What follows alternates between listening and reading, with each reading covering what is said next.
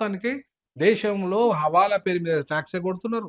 హవాలా వ్యాపారం చేసుకుంటే విపరీతమైన వ్యాపారం చేసుకుంటే ట్యాక్స్ ఎగ్గొడుతున్నారు. హ్మ్. అలాగే ఎక్కడ గూడా వాళ్ళు బిల్లులు ఇయ్యకుండా ట్యాక్స్ ఎగ్గొడుతున్నారు. హ్మ్. ఆ! మరి ఇదంతా కేంద్ర రాష్ట్ర ప్రభుత్వాలకు అన్యాయం చేసినట్టా కాదా? అవును. మీ పార్టీలకు ఇంత డొనేషన్ ఇచ్చినంత మాత్రాన మీరు వీళ్ళని ఎంటర్‌టైన్ చేస్తే మరి ప్రజలు దోపిడీకి గురైతలేరా? హ్మ్. ఇక్కడ వ్యాపారాలలో మాటలు మాట లేదు. వాళ్ళదే వ్యాపారాలు. హ్మ్. ఇవాళ ఉద్యోగాలొస్తే మీ మొత్తం పెట్టే మీ షాపులలో ఎవరిని తీసుకొస్తారు మీరు? గుజరాతోడు గుజరాతోని అవును. తెచ్చుకుంటాడు. మార్వాడోడు మార్వాడిని తెచ్చుకుంటాడు. ఇంకోడు తెచ్చుకుంటాడు. ఇక మా ఢిల్లోడు తెచ్చుకుంటాడు. హ్మ్. మరి ఇక్కడెందుకు పెట్టాలి మీరు వ్యాపారం? ఎవడన్నా వ్యాపారం ఇక్కడ పెడితే ఇక్కడ కరెక్ట్‌గా మాకు కదా ఉపాధి కల్పించాల్సింది. అవును. అట్లా కల్పిస్తలేరు. మరి వాళ్ళ మీద కేంద్ర, రాష్ట్ర ప్రభుత్వాలు చర్యలేం తీసుకోవట్లేదు. హ్మ్. టాక్స్ కడతలేదు. వాళ్ళ మీద చర్యలేం తీసుకోవట్లేదు.